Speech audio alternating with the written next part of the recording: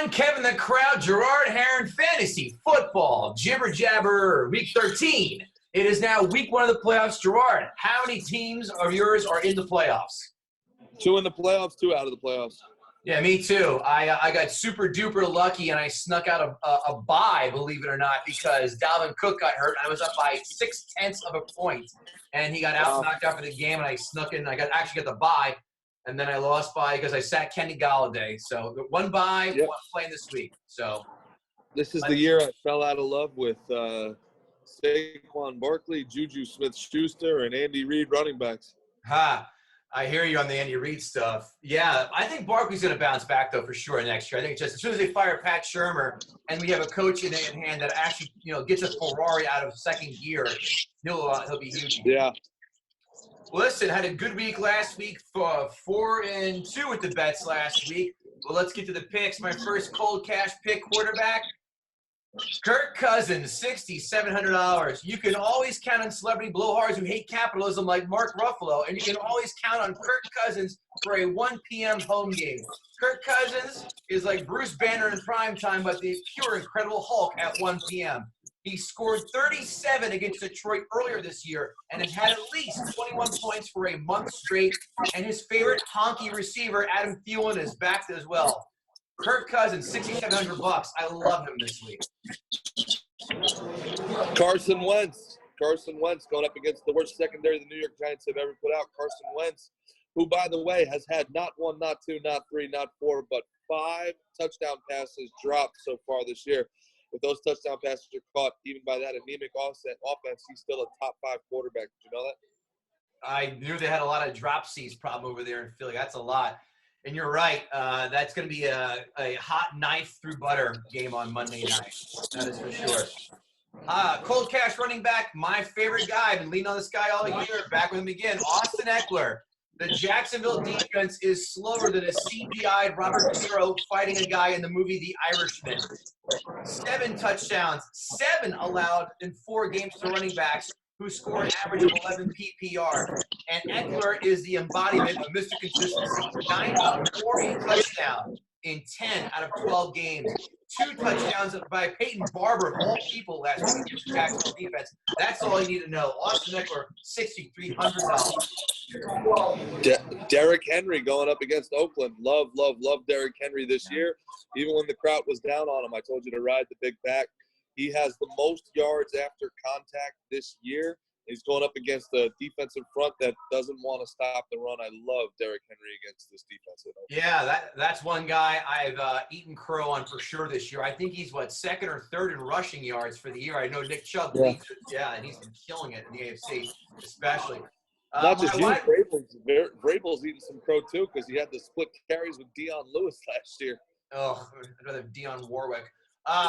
This guy I could even put him as a sleeper, but this is how much I love him. And that's Zach Pascal, $5,500 on the Colts.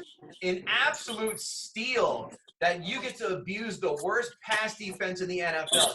Fortunately, the Titans last week, like Mrs. O'Leary's cow towards the city of Chicago. Hi, there's my Dennis Miller impression. $5,500. No T.Y. Hilton. Eric Ebron, like we said, out. Marlon Mack is out as well. He's the guy who's going to catch passes. Zach Pascal, $5,500. A cheap. I thought Marlon Mack was listed as active this week. Did he? I missed him. Oh, I missed that, but still, if that's the case, I'm going to double check. I think he's listed as active. Yeah. All right, I take that back, but definitely no Ty or other what's his face, Eric Ebron. Yeah, you know who number 2 in the league in receiving yardage is? Do tell. Chris Godwin. You know who number 3 in the league in receiving yardage is? Michael Thomas. Mike Evans. Oof. The number 2 and the number 3 receivers in the league are both Jameis Winston's best targets. You can pick either one of them as my lock this week. 2 great wide receivers putting up numbers week in and week out. Yeah, I was debating, do I take the Bucs and lay the 3 against a home against the Colts? That I don't know. Fun fact, real fast: Bucs are 0-4 against the spread at home this year. That ain't good. Yeah. I'm pulling and out Bruce right Arians now. wouldn't commit to famous Jameis in the 5th year either. Yeah, I know. That gives them a dilemma because they have to pick him up next year or let him go. And Yeah. I don't know. Besides Herbert and Tua and what's his face out of Ohio State. Who's out there quarterback-wise? Yeah, Marlon Mack is clear. You're right. Full practice, he's going, it looks like. So there you have it. Okay, you're right. Cold Cash tight end, back to the well again. He gave me 73 and a touchdown last week, and that was Jack Doyle. I love him again this week. Bucks go up the second most points to tight ends, $4,600. Heidi ho! I'm shoving in on Jack Doyle yet again. Zach Ertz. If I love Carson Wentz, he's got to throw the ball to somebody. Zach Ertz got to torch the Giants. Excuse me. Salud. Zach Ertz got to torch the Giants on Monday night. Yeah, because the Giants don't cover the tight end. That is for sure. A flex name I have not uttered all year. Patrick Laird, $4,100 because he's a white running back. Darn it, let's go. Get one for us. He has 11 PPR in 2 out of the 3 games, and no longer has any of the running backs breathing down his back to steal touches. Also, Jamal Adams for the Jets out for at least 2 to 3 weeks. A steal, $4,100. Patrick Laird flex, full cash. Yeah, I'm a big fan of none other than Le'Veon. Well, you said Le'Veon Bell this week. Le'Veon Bell, my flex play, he's been coming on strong of late. Well, Le'Veon Bell's out, buddy. You know that? Le'Veon Bell's out. Oh, he's out? All right. Yeah, he's got like a stomach bug, I think, but they ruled him out. All right. All right. Then my flex this week, let's go with Marlon Mack. Marlon Mack back in the offense. He's going to catch the ball. He's going to touch the ball. The Tampa Bay has been surprisingly good against the run, but Mack catches the ball out of that backfield as well. I like Marlon Mack to come back. No Eric Ebron, and he's going to split the field with Williams. I think Williams has earned a bunch more touches after what happened in the last couple of weeks. The problem with Williams, he got benched second half. I had him in one of the leagues. He got benched. I think he missed a blitz assignment as well, so he got benched. And so you're right, Mark needs to come back and take more touches. On the hot trash, I have Kyler Murray, $1,500. He looked like Bill Murray last week, but with less facial pockmarks. Kyler Murray, 12 points last week against the Rams. Now he faces the Steelers defense, who has allowed just 2 quarterbacks to score more than 2 points, and they held Baker Mayfield to 9 points. The Steelers did last week, and 13 points for Lamar Jackson. Kyler Murray, like America avoided the Charlie Daniels reboot. Oh yeah. Well, I'm going to the well over and over and over again, but my hot trash quarterback this week is Eli Manning. Some people are feeling the buzz. He's going to come back. He's going to let it fly. Dan Orlovsky was all over ESPN saying Eli's a dangerous guy because he's got nothing to lose. I've watched Eli Manning for 15 years against the Philadelphia Eagles, and let me tell you something. Stay as far away from Eli Manning as you can in this game after 10 weeks off.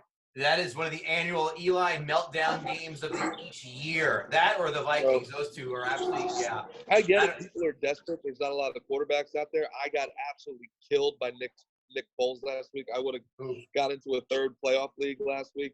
Nick Foles going up against the awful Tampa Bay Bucks. He was projected at 21 points. He got negative 2.7. So if you had Foles, it's a tough year. If you had Cam Newton, if you had Big Ben, if you had Phil Rivers, if you had Eli Manning, it's a weird year.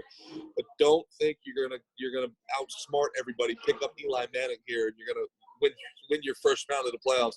That is not the guy you want your championship hopes resting on there. Yeah, no, not at all. It's not time to play matchups in the playoffs. You play your studs, and that's it. Don't get cute.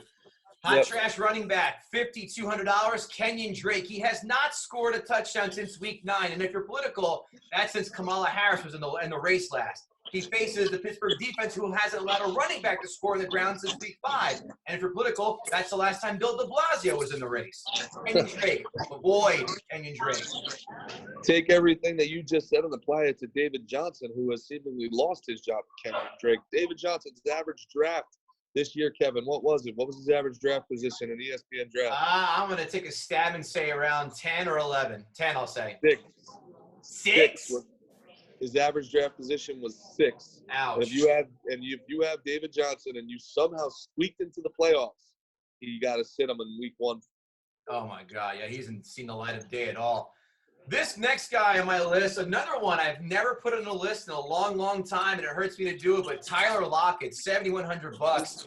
He's had more bombs recently than Zach Snyder and Aziz Ansari. He had one catch for 38 against Philly 2 weeks ago, 3 for 26 against the Niners, and now the Bluto from Animal House. Ready? 0.0 against the Vikings on Monday night in a shootout. Now he gets Jalen Ramsey, and for $7,100, no time for love, Dr. Jones.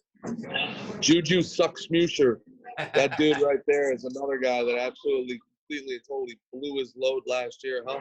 No Big Ben, no AB taking up double teams. This guy was the biggest one-hit wonder since Ricky Ricardo, man. This guy is terrible.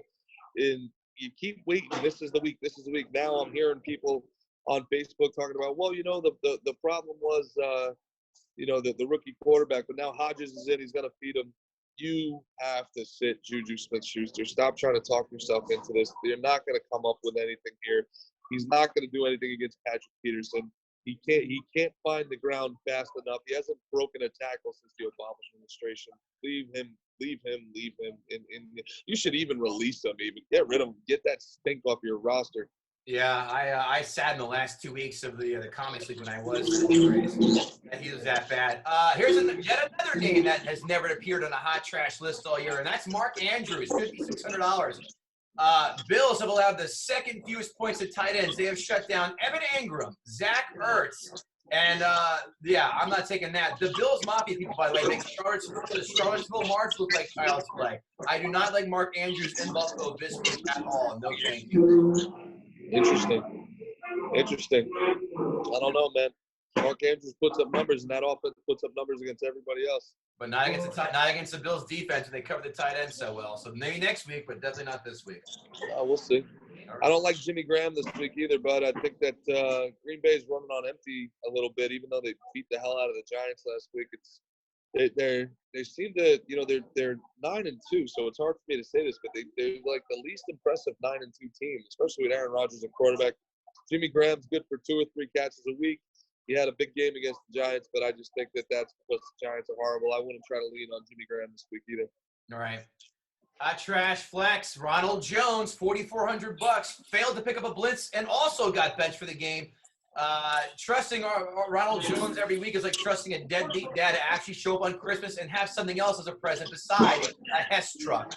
Single digits in 2 out of 3 games gives little hope, and he is quite the bust, Ronald Jones. Highly touted out of USC. I had him last year in Comics League. I ain't shit with that. And if you have him this year, this late in the game, you're going to eat shit again. No, thank you, Ronald Jones. I like that pick. A lot of people are very high on Darius Juice this week. He's explosive and he's getting a lot of touches, but I just don't see it happening back-to-back weeks for Darius Juice. He's my hot trash flex of the week. My first sleeper is Darius Juice, $4,900. Here's why. Here's why. Green Bay rush defense has given up 5 touchdowns in 4 games. They beat Carolina outright last week. The only thing I'm worried about is if Green Bay gets up early, they may abandon the run. That's my problem. But that run defense by Green Bay is trash. If Washington hands the ball off, what did Saquon do? What does Saquon Barkley do against Green Bay? Had 1 or 2 big catches in that city. I think he had 80 yards. Yeah, 89 total yards, no touchdowns, 8 points, and that's Saquon Barkley. More or less for Darius Juice.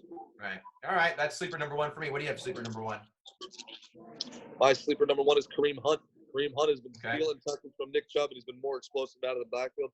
Plus, he's featured more in the passing game. I absolutely love Kareem Hunt and what he brings to that offense. Yeah, especially against Cincinnati. I like that call.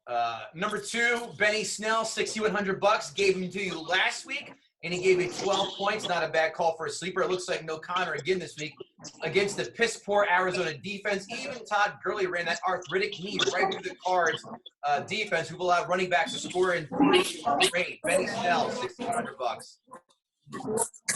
All right. As much as I hate Eli Manning and I hate the Giants this week, I love Evan Ingram coming back off the out. He's out. They ruled him. He was active as of this morning. When they ruled him out? He's out. I know because I'm playing against him in my league. He's out. All right. Well, then I'm going to go with another guy who's questionable, but if he plays, he's an absolute must-start. That's Devontae Adams. I love Devontae Adams this week going up against an awful secondary.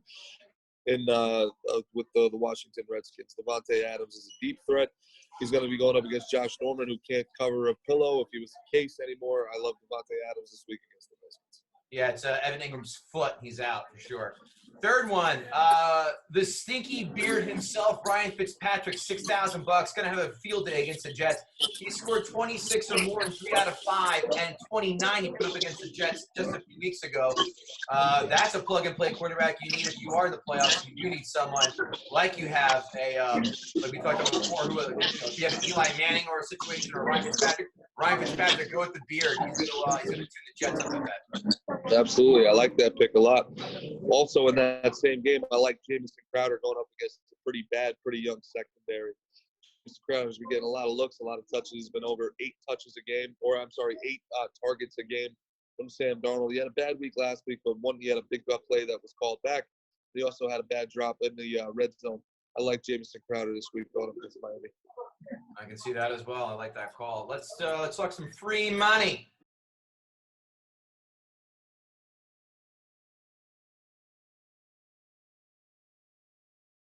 The Betty's girls will look for their 8th win out of our last 9 picks. The Steelers minus 2.5 in Arizona. At some point, we have to stop giving you these cookies for free.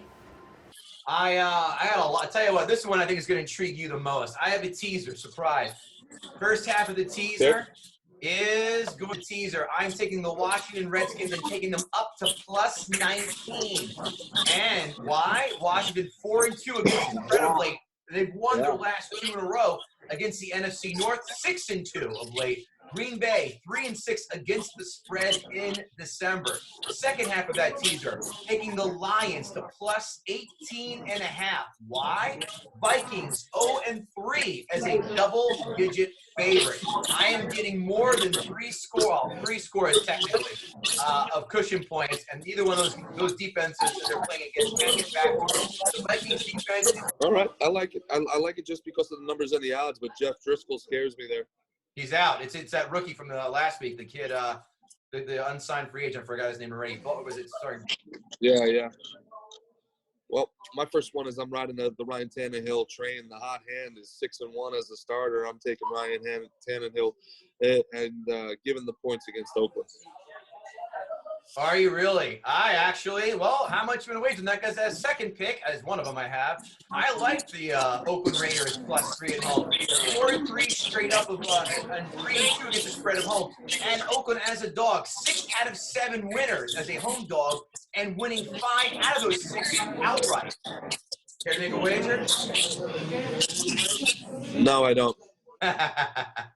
Well, that's my second pick. So I got Oakland plus a 3. You have Tennessee minus a 3. What's your second pick?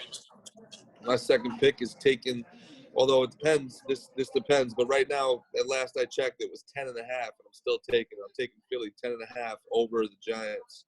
Straight up, no teasers, nothing. Not taking them up, not taking them down. I think that Philly is 2 scores better than the Giants. I think this team is quit. This defense cannot defend anybody. This is an absolute must-win for Philadelphia. Dallas is just letting them hang around in this awful NFC East. I just can't see this game being close in the second half. Eli Manning coming off the bench, bad offensive line, no Evan Ingram, bottled up and obviously hurt Saquon Barkley, the worst defense the Giants have ever had. I just don't see how they can stay within 10 points of any NFL team at this point. I'm seeing 9s and 9.5s out there. So even better. It opened at 9.5. It got to 10.5. It's back down to 9.5. I feel even better at it. That's what I'm saying. If 10.5, I feel good at it. 9.5, I feel even better. This one, I've got a few more, but I'm just going to give 3 for the week because you need to go to patreon.com/fantasyfootball Jibber Jabber, get the premier picks I have. There's a teaser, another one that I think it's going to get you. I'm teasing the Bills to plus 12. Reasons: 4-0-1 against the spread of late, 6-2 straight up at home, 4-1 straight of late, and 4-0-1 as a dog. The Bills plus 12 may not win, but they're not going to lose by more than 10. I think that for sure. And the second half, I'm taking the Chiefs to plus 9. Here's why. Andy Reid against the spread against Belichick in the regular season. Pat Mahomes as a dog, 4-0-1. 1-4 against the spread versus teams with a winning record. Chiefs are first 5-1 on the road straight up, and 10-5 straight up of late as well. Bills +12, Chiefs +9. That's pretty good right there. I like that logic. Thank you. Give me the under in the horrible bowl, the rookie quarterback against the practice squad running back. The Pittsburgh and the Arizona under is looking very tasty to me right now. Well, that's funny. That was one of my bonus picks, and I absolutely agree with you. Pittsburgh under 6 out of 7 of late, and 5 out of 5 under on the road, the top defense. And Kyler Murray is something in bottom 5 quarterbacks when facing pressure. So obviously, I agree with that pick. So there you go. Those are the 3 picks. Where else we find you? Pittsburgh, best defense in the league since week 6. Yeah, man. I love that one. 43.5. That's a pretty good number too. I think it could be a low rolling one. That's it, my good man. What do you have this weekend? Anything you want to plug, shout out again, or what? Nothing this weekend, but next week I'm going on tour. I'll be down in Jacksonville, Florida, then Raleigh, North Carolina, Greenville, South Carolina, Asheville, and then finish it up in Richmond. So I'll be posting. Just follow me at Gerard Harron on Instagram or on Facebook. As always, you know. Right on. Is Ginger Billy going to be part of those shows? I would love to. Ginger Billy's not coming on this one, but hopefully we get together with him soon. Right on. KevinGoatee.com, although my website's acting wonky right now, whatever. Facebook, Twitter, Instagram. Cutting the Sacred Cow. Check it out on iTunes, Spotify, iHeartRadio, excuse me. Good luck with the bets. We'll see you next week, guys. Take care.